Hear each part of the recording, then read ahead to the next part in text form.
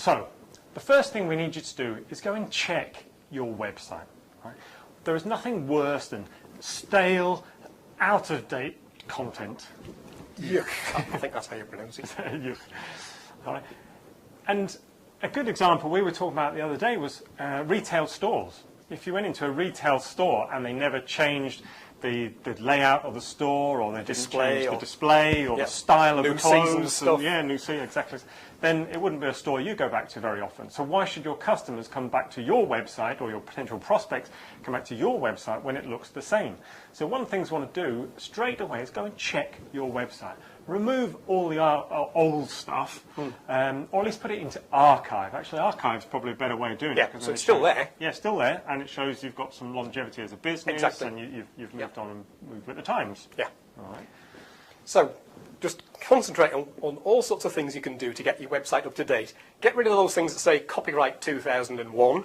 Get rid of all of those press releases that you did in 2005 and start putting something with today's date and even this month's and this week's date on it. Yeah, well, I know I've been to a number of sites and I've read something, I've gone, oh, blimey, that's what I'm looking for. They've just launched something. And then you read down and you go, oh, 3 years ago. 3 years ago, yeah. No good.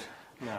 Now, another way you can use to really freshen up the homepage of your website is to add a news feed. If you go to Google News and type in some keywords about your own industry or product or market, you'll find there are lots of news feeds. And you can just bring those into your website, and that's a way of keeping the content fresh, absolutely right up to the minute. It's all done for you. Absolutely automated.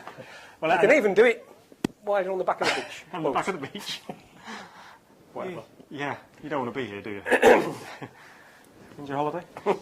So, another great tool is blogging and having a blog. So again, you can either have an integrated blog as part of your website or have a separate blog that you just link out to. And search engines absolutely love blogs for this very reason, because they are typically up to date and current information. Usually. So, yeah. thing about a blog Theory. is even more so it needs to be up to date. Make sure you're going to commit yourself to putting a new post on that blog every 2 or 3 days, maybe at least once a week. Yeah. Some people even post on a couple of times a day, but you know, you've got to be dedicated to it to do that. Yeah. But keep it fresh. How long should a post be?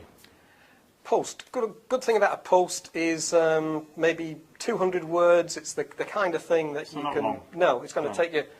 Sit down, cup of coffee in the morning, 10 minutes.